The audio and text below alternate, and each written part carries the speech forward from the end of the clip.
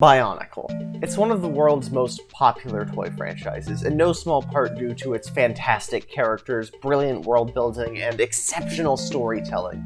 It's been so beloved by fans for so long that, well, they never want it to stop. Which is why we end up with stuff like this. Now, at first glance, it doesn't look like much, does it? It's a simple little custom build. Adorable. Let's call it Hoseryx, more on why later. Hoseryx is an incredibly simplistic, yet shockingly charming and funny build. It's pure and simple fun. Aw. But looks can be deceiving. In the span of only 2 months, Hoseryx spawned dozens of pieces of fan art, inspired a cult, got 4chan involved, and created a rift in the Bionicle community so large that it threatened to suck everything into it. How? How did this happen? How did such a small, simplistic build create such a huge impact on the Bionicle community? Well, to answer that, we need to go back. Back to the very beginning of Bionicle itself. Bionicle has always prided itself on being very multimedia. Of course, there were the inevitable TV commercials to advertise the toys, but that was far from all. There were McDonald's toys, video games, movies, comic books, chapter books, story serials, interactive websites, and most importantly for the sake of this video, fan contests. Contests have been a thing in Bionicle from the very beginning. In 2001, fans were asked to design their own Bionicle-themed website. Aside from that, though, the early contests were mostly just various sweepstakes kids could enter to win cool prizes. But in 2004, that all changed with the introduction of the Rahi Building Challenge. It was simple. Fans would design and build their own custom Rahi and send off the images and descriptions to LEGO, where they would be reviewed, selected, and canonized. The winning entry would be included in an issue of the comic series written by Greg Farshtey. Remember him? He's important. It'll be on the quiz. This contest proved wildly successful, and so the very next year, 2 more contests of the same type were created. One with the goal of designing a brand new Toa, and one to design one of the many Dark Hunters. Both of these had a massive turnout as well, and fans seemed to love this level of engagement. The idea that their creations could become an official part of the Bionicle storyline just seemed too good to be true. Over the years, several more contests of this sort were held, with many of them having major influence on the story itself. Heck, they even proved so popular that when the line was brought back in 2015, the contests came with it. But, speaking of being brought back, yes, Bionicle was cancelled in 2010. And understandably so, fans were not ready to give up on the unfinished story just yet. And believe it or not, neither was Greg Farshtey. Remember him? I sure hope so. See, Greg is a pretty important figure in Bionicle. He started out as just the writer of the comics, but over time became one of the most influential people working on the series. He ended up being involved in pretty much every aspect of the franchise, from chapter books to serials to even the movies themselves. He became essential to Bionicle, and fans flocked to him because of it. In response, Greg kindly tried to answer as many questions from fans as he could on fan forums like BZ Power and the TTV message boards, and even ended up canonizing and decanonizing some elements of the story through those Q&As. But see, here's the problem.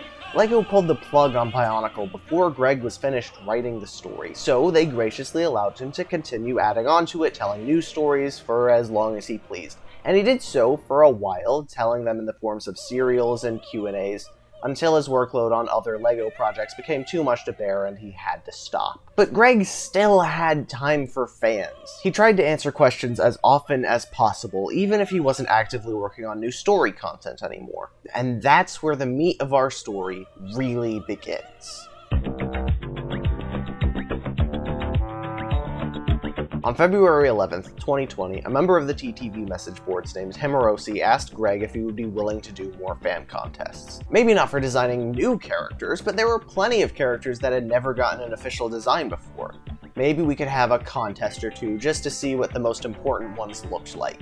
And believe it or not, Greg agreed. He responded, "If the community was okay with this, I would be willing to do it." Quickly, the moderators of the board, the TTV channel, reached out to Greg to see if he would actually do them. He said he would, so they opened up a poll asking fans to decide whether or not they wanted contests to come back.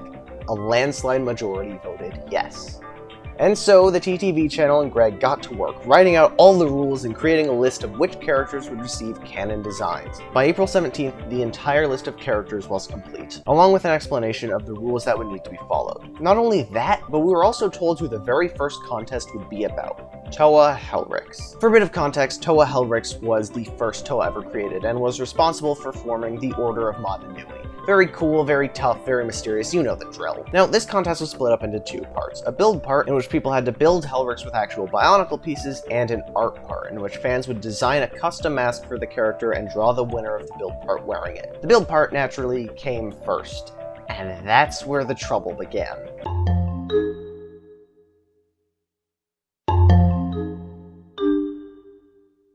Immediately after the announcement, fans set to work designing what they thought would be the perfect design for Hoseryx. By the time the entry window closed, there were 130 submissions in total. In one of those entries, a meager submission by the user Giratina just so happened to be— oh my god, we're finally at Hoseryx again! That took forever. See, Hoseryx was indeed one of those 130 entries, but she was far simpler than the rest of the submissions, and most people either blatantly ignored it, or at the very most assumed it would be a short-lived joke.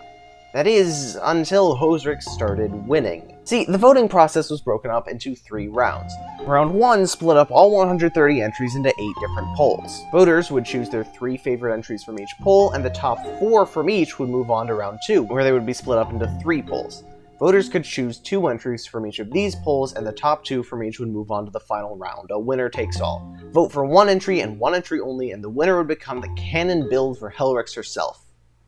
Yeah, Hoseryx really did a number on those polls, didn't she? When the first round of polls went live, the majority of them went off without a hitch, but poll number 7, aptly named Poll Siete, just so happened to have our noodly friend as one of the contestants. And to everyone's surprise, by the end of voting, she was in 2nd place, with a whopping 34% of the votes. The comments on this poll were, needless to say, a little less than civil, because the reasoning behind voting for this build was a little more complicated than you might think. Some people genuinely did believe it fit the description of Hoseryx, as our only mention of her appearance says that she was disturbingly frail and had weird armor. But others didn't have such altruistic motives. The majority of the votes were because of the memes. It was such a stupid, simple build. Of course it wouldn't really win, but it was fun to vote for while the stakes were low. Others voted out of protest, either because they didn't like that the TTV channel was running the polls, or simply because they didn't want any new canonization contests to begin with. And some only voted for it because others were too. And so, Hoseryx passed on to the next round, as entry number 6 of Poll Once. And this is where things really started to spiral out of control. First came the memes. After the first wave of shock passed, fans began to think it was funny that it had gotten so far. There were jokes about trying to get it to the next round, jokes about how it looked, and jokes that it had even made it this far. She even received a number of nicknames like Noodleryx and, of course, Hoseryx, in response to the majority of her body being made out of rubber Lego hoses. Then came the fan art.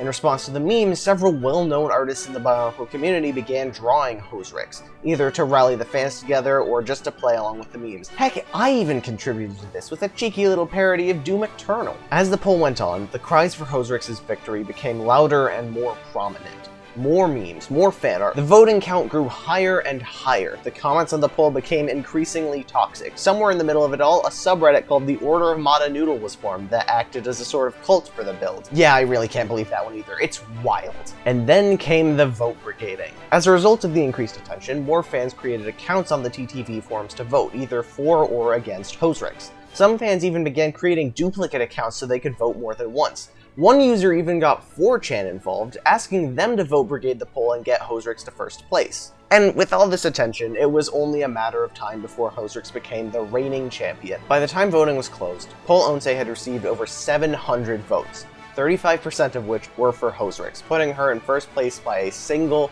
vote. And with bated breath, fans eagerly awaited for round 3, waited for the TTV to release the final poll to finally see what Hoseryx truly looks like, and yet nothing.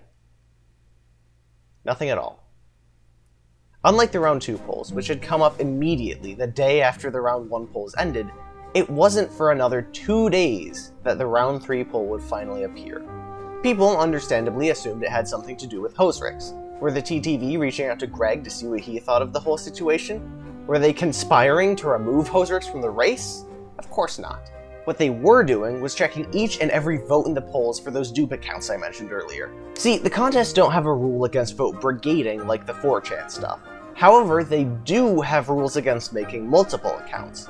And so, for 2 days, the TTV team had to check each account and determine whether it was legit or not. If it was, great, the vote counted, and if not, then the account and the votes associated with it would be deleted. And yet, despite this, Hoseryx still made it into round 3. But see, this is where things get odd. During round 2, most people were generally on board with voting for it. It was a fun meme that had spawned an awful lot of creativity, after all. But apparently not everyone was on the same page about what to do once it actually got to round 3. Some people believed it was time to let the meme die and vote for a valid candidate, but others believed the meme wouldn't be over until Hoseryx had become the canon design for the character. Clearly though, both sides were very close in numbers. The polls lasted for 3 days, with the top 2 entries being very close throughout. Entry 2, made by the _double, was the clear contestant to Hoseryx, and as such, the majority of people who didn't want Hoseryx to win voted for that instead. The two were neck and neck the entire time, with support and protests for each of them growing more and more prominent. No one was sure exactly who would win, with the two passing each other every so often, and usually only being separated by a few votes. But at the last second, Hoseryx pulled ahead and won by 2%. And just like that, we had our winner. The memers and the protesters had won out. Hoseryx was the official canon design for Toa Hellryx.